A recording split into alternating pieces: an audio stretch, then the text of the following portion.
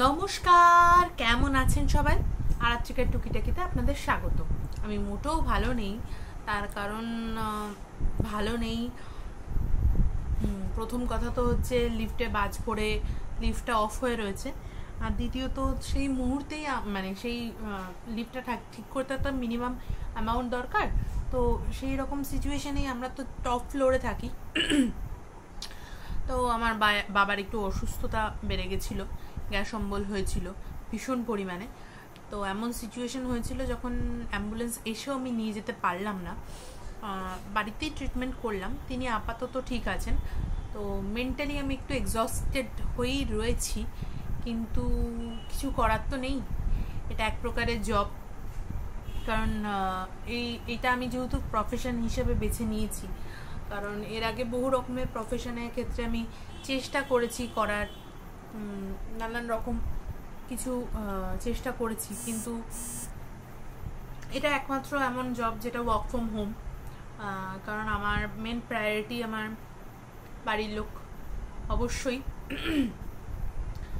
তো আগেও জব করেছি, কিন্তু ওই যে প্রায়োরিটি লিস্টে প্রথম এবং প্রধান প্রায়োরিটি যেহেতু বাড়ির লোক, সেই জন্য হয়তো বাকিগুলোতে সাকসেসফুল হতে পারলাম না। জানি না এটা তো আদৌ সাকসেসফুল হতে পারবো কিনা, কারণ আপনারা আমাকে সেইভাবে সাপোর্ট করছেন না, সেই জন্য আমি বড্ড বেশি মেন্টালি এক্সস্টেড হয়ে রয়েছি। তো হয়তো করছেন না কারণ এটাই যে আমার কন্টেন্টে দম নেই। চেষ্টা করছি, আগে আমি কুকিং ভিডিও দিতাম, কিন্তু সেগুলো যেহেতু বড্ড বেশি গা শোয়া, সেই জন্য আমার একটাই ইউএসপি যেটা আমার লেখালেখি, সেটাকে আমি কাজে লাগানোর চেষ্টা করছি। আমি জানি না এটা তো কতটুকু সাকসেস পাবো, আদৌ পাবো কি না সেটাও জানি না, সবটাই আপনাদের উপর নির্ভর করছে। একটু প্লেনের আওয়াজ আসছে, যার জন্য হয়তো সাউন্ড ডিস্টার্ব হবে, কারণ আমার এই ঘরটা থেকে একটু প্লেনটা বেশি বোঝা যায়। ওই ঘরটা তো একটু বারান্দা থেকে একটু দূরে। তো যাই হোক, সব মিলিয়ে আমি মানসিকভাবে একটুখানি এক্সস্টেড।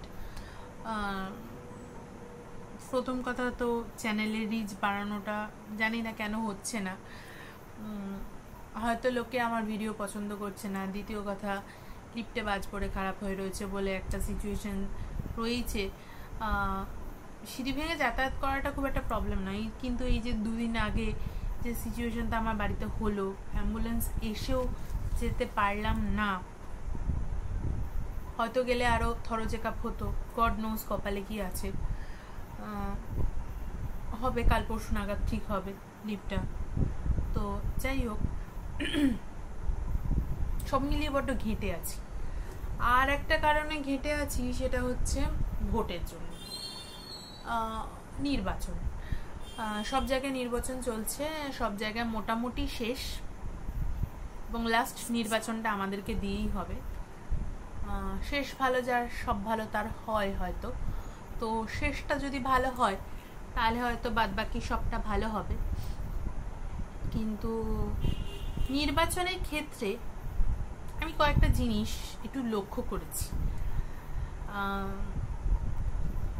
আমরা একে অপরকে দোষ দিই যে রাজনীতি মানে নোংরা, রাজনীতি মানে চোর চোট্টার দল, রাজনীতি মানে অমুক, রাজনীতি মানে তমুক। কিছু কিছু রাজনৈতিক মতাদর্শ আছে যেগুলোকে আমরা বেশ অ্যাপ্রিসিয়েট করি, নাম আমি কারোরই তুলব না, কারণ আমি নিজে রাজনীতি সম্বন্ধে খুব কম বুঝি, খুব কম জানি, আমার নলেজ ভীষণ কম। আমার পলিটিক্যাল সায়েন্স ছিল 11-12 বলছি, কলেজে। তো মডার্ন পলিটিক্যাল সায়েন্সের হিস্ট্রি আর মডার্ন লাইফ সম্বন্ধে কিছুটা আইডিয়া হয়েছে। সেই মতাদর্শে আমি একটা কথা বলি, হয়তো আমার ভলিউমটা একটু কম হচ্ছে, যারা আমার ভিডিওটা দেখবেন একটু হেডফোন ইউজ করবেন, কারণ আমি এখনও স্পিকারের জন্য নিজেকে ইনভেস্ট করিনি, মাইকের জন্য। যাই হোক, সেটা ইররিলেভেন্ট কোয়েশ্চেন। তো আমি যে মতাদর্শটায় বিশ্বাস করি সেটা হচ্ছে,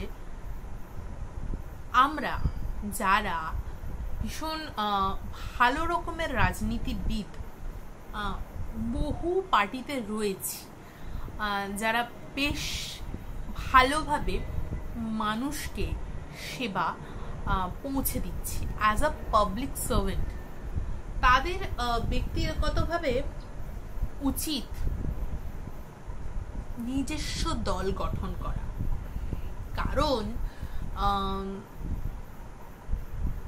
যদি সমস্ত ভালো মাথার মানুষগুলো একটা দল গঠন করে, সেক্ষেত্রে সেই দলটা মানুষের কাছে একটা পজিটিভ বার্তা অবশ্যই পৌঁছে দেবে। কিছু কিছু ভালো মানুষ কিছু কিছু দলে যুক্ত হয়ে রয়েছে, এবং সেই দলগুলো, সেটা যে কোনো দল, যে কোনো আজকে যে কোনো দল, যে কোনো রাজনৈতিক দল, প্রত্যেকটা দলই কিন্তু কোনো না কোনো কারণে কলঙ্কিত। এমন কোনো দল নেই যেটা কলঙ্কহীন। এবং সেই সমস্ত দলের মধ্যে কিছু কিছু বুদ্ধিজীবী মানুষ আছেন, কিছু কিছু সমাজ কল্যাণকর মানুষ আছেন, কিছু কিছু হিতৈষী মানুষ আছেন, যারা জেনুইনলি মানুষকে সেবা দিচ্ছেন, সভ্যতা জানেন, ভদ্রতা জানেন, রাজনৈতিক মতাদর্শটা ভীষণ পরিমাণে ক্লিয়ার, খুব ফোকাস চিন্তাভাবনা, কি করতে হবে, কি বলতে হবে, কার সাথে কি রিয়াক্ট করতে হবে, সেটা রয়েছে। কারণ এটা তো হতে পারে না যে পুরোটাই অন্ধকার, পুরোটা অন্ধকার হলে দিনের আলোয় আসবে না। কিন্তু আমার একটা রিকোয়েস্ট, যদি কোনো রাজনীতিকবিদ, কোনো বুদ্ধিজীবী মানুষ আমার ভিডিওটা দেখেন, যারা আপনারা সমাজকে, এই দেশকে এগিয়ে নিয়ে যাচ্ছেন নিজেদের ভালো কর্মের জন্য, যার জন্য কিন্তু আমাদের দেশটা এখনো এগোচ্ছে, একটা জায়গায় স্থির হয়ে যায়নি, দেশটা আবার ভাগ হয়নি, দেশটা বিক্রি এখনো হয়নি, দেশটার মধ্যে এখনো পুরোপুরি 100% করাপশন আসেনি, দেশে এখনো লোক খেতে পারছে, কিছু লোক শান্তিতে ঘুমোতে পারছে, কিছু লোক শান্তিতে নিঃশ্বাস নিতে পারছে, সেটা সম্পূর্ণই আপনাদের মতন মানুষ, যারা রাজনৈতিকবিদ, যারা বুদ্ধিজীবী, যারা সমাজের কল্যাণ চিন্তা করছেন। তাই আপনাদেরকে আমার বিনীত অনুরোধ, আপনারা সবাই একত্রিত হয়ে নিজের একটা দল গঠন করুন। আমরা নতুন প্রজন্ম আপনাদেরকেই চাইছি, কিন্তু সমস্যা কি হচ্ছে জানেন তো, আপনারা এত ভালো রাজনীতিবিদ হয়েও এই তথাকথিত চিরাচরিত হয়ে আসা দলগুলোর সাথে আছেন বলে আমরা ভোট দিতে চাইছি না, যে এও খারাপ, ও খারাপ, ও খারাপ, সেও খারাপ। আসলে দলগুলোতে কিছু করাপ্টেড মানুষ এসে যাওয়াতে, প্রতিটা দলে আমরা কোনো দলকেই না সেইভাবে বিশ্বাস করতে পারছি না। তো আপনাদের কাছে আমার বিনীত অনুরোধ, যারা প্রকৃত অর্থে মানুষের জন্য, সমাজের হিতৈষীর জন্য এত কিছু প্রাণপাত করছেন, তুলনামূলক কিছুই পাচ্ছেন না, তারা নিজেরা একত্রিত হয়ে একটি দল গঠন করুন, একটি পথ নিজেরা নির্বাচন করুন। সেই পথের পাথেও আমরা হতে চাই। কারণ আপনারা যে পথগুলো অবলম্বন করেছেন, সেই পথগুলোর প্রত্যেকটা পথেই নোংরা রাজনীতি আছে, রক্তপাত আছে, অরাজনীতিক মনোভাব আছে, যার জন্য আপনারা যখন ভালো কাজগুলো করেন আমরা দেখতে পাই, তারপরেও আমরা অ্যাপ্রিসিয়েট করতে পারছি না। কারণ আপনারা স্বাতন্ত্রিকভাবে একটি দল গঠন করতে পারছেন না। তো আপনাদের প্রতি আমার একটাই অনুরোধ, যেমন নেতাজি সুভাষচন্দ্র নিজের মতন করে একটি দল গঠন করে রাজনীতিটাকে প্রতিষ্ঠা করেছিলেন, ঠিক তেমনই নিজেরা যারা রাজনীতিবিদ, যারা মানুষের হিত ভালো চাইছেন, করছেন, জেনুইনলি করছেন, আপনারা জানেন কারা তারা, আপনারা নিজেরাও জানেন যে আমরা এই মানুষ, তারা একত্রিত হন, তারা নিজেরা একটি পথ গঠন করুন, তাদের কোনো লিডার লাগবে না, তারা নিজেরাই এক একজন লিডার, তারা নিজেরাই এক একজন প্রতিনিধি। তারা এগিয়ে যাবে, আমরাও সাথে সাথে এগিয়ে যাব। রথ যখন টানা হয় কোনো লিডার থাকে না, প্রত্যেকটা মানুষ দড়ি ধরে রথটা টানে, রথটা এগিয়ে যায়। এই রথ ধরার জন্য কোনো আলাদা করে লিডারের প্রয়োজন পড়ছে না, রথ চালানোর জন্য প্রয়োজন পড়ে, কিন্তু রথকে এগিয়ে নিয়ে যাওয়ার জন্য দরকার নেই। তাই আমরা তো এগিয়ে যেতে চাইছি, দৌড়াতে চাইছি না, আস্তে আস্তে দৌড়াবো ধীরে ধীরে। তাই আমার অনুরোধ, যারা